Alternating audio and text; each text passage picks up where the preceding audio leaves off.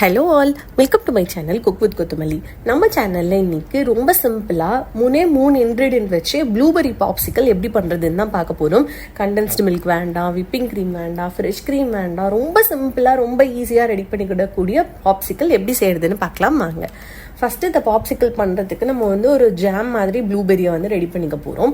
அதுக்கு நான் இங்கே என்ன பண்ணியிருக்கேன்னா கிட்டத்தட்ட 2 கைப்பிடி அளவு, அதாவது ஒரு 40 ப்ளூபெரியை நல்லா வாஷ் பண்ணிவிட்டு அது கூட 1/4 கப் அளவு சர்க்கரை சேர்த்து ரெண்டையும் ஒன்றா ஒரே பேனில் மீடியம் ஃப்ளேமில் நல்லா கலரி விட்டுட்டே கொதிக்க வச்சுட்டே வாங்க. நீங்கள் கொதிக்க என்ன ஆகும்னா ப்ளூபெரியை ஈஸியாக மேஷ் பண்ண வரும். உங்களுக்கு எப்போ மேஷ் பண்ண முடியாதோ அப்போ நல்லா மேஷ் பண்ணி விட்டு கொதிக்க வச்சுக்கோங்க.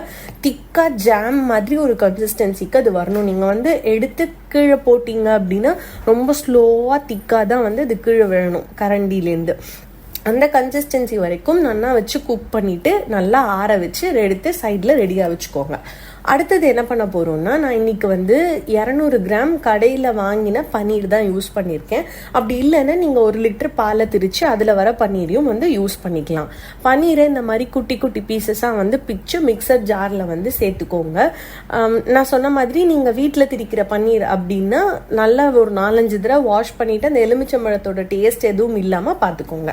இப்போ இந்த பன்னீர் கூட நம்ம என்ன பண்ணுறோம், ரெடி பண்ணி வச்சிருக்கிற இந்த ப்ளூபெரி ஜாம் இருக்கு இல்லையா, அதை சேர்த்துற போகிறோம். நல்லா ஆறினதுக்கு அப்புறமா சேருங்க. கொஞ்சம் கூட சூடு இருக்கக்கூடாது நம்மளோட ஜாமில். ஸோ நல்லா ஆறினதுக்கு அப்புறமா அதை மிக்சர் ஜாரில் சேர்த்துட்டு தண்ணி பால் அதெல்லாம் எதுவுமே சேர்க்கக்கூடாது. இது ரெண்டை மட்டும் நல்லா திக்காக பேஸ்ட்டாக அரைச்சி எடுத்துக்கோங்க. அவ்வளோதான், நம்மளோட ஐஸ்கிரீமோட இது ரெடி ஆயாச்சு. அந்த கண்டென்ட் ரெடி ஆயாச்சு. இதை ஃப்ரீஸ் பண்ணி எடுத்தால் நமக்கு ப்ளூபெரி பாப்சிக்கல்ஸ் ரெடி ஆகிடும். என்கிட்ட இன்னைக்கு பாப்சிக்கல் மோல்டு இருக்குது. அதனால நான் அந்த மோல்டில் வச்சு ஃப்ரீஸ் பண்ணி எடுக்க போகிறேன்.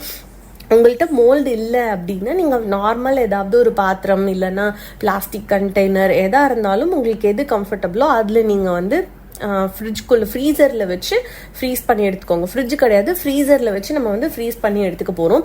நான் இன்னைக்கு இந்த மோல்டில் தான் குத்திட்டு இது பாப்சிக்கல் மாதிரி ரெடி பண்ணியிருக்கேன். மோல்டுக்குள்ளே நீங்கள் எப்பயும் ஃபில் பண்ணிட்டீங்கன்னா ஃபில் பண்ணிவிட்டு நல்லா ஒரு 4-5 தடவை டேப் பண்ணிக்கோங்க. அப்போ கேப் எல்லாம் ஃபில் ஆகிடும். கடைசி வரைக்கும் உங்களுக்கு நடுவில் கேப்ஸ் எதுவும் இல்லாமல் நீட்டாக உங்களுக்கு மோல்டில் நம்ம ஃபில் பண்ணிக்கலாம். அந்த மாதிரி இருக்கும்.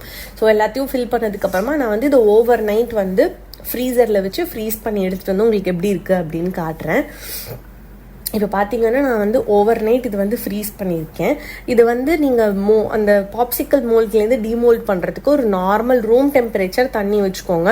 அந்த தண்ணிக்குள்ளே ஒரு 2-3 தடவை இந்த மோல்டு அப்படியே சுற்றி எடுத்துட்டிங்கன்னா நல்லா ஒட்டிகிட்டு இருக்கிறது நல்லா கேப் விட்டுரும். அப்புறம் நீங்கள் கொஞ்சம் ப்ரெஷர் அப்ளை பண்ணிங்கன்னா ஈஸியாக உங்களுக்கு மோல்ட்லேருந்து எடுக்க வரும். இப்போ பார்த்தீங்கன்னா தெரியும், லைட்டாக நான் ப்ரெஷர் கொடுத்தேன்னா எனக்கு ஈஸியாக மோல்ட்லேருந்து வந்துடும். அவ்வளோதான், நம்மளோட சூப்பரான ப்ளூபெரி பாப்சிக்கல் ரெடி ஆகிடும்.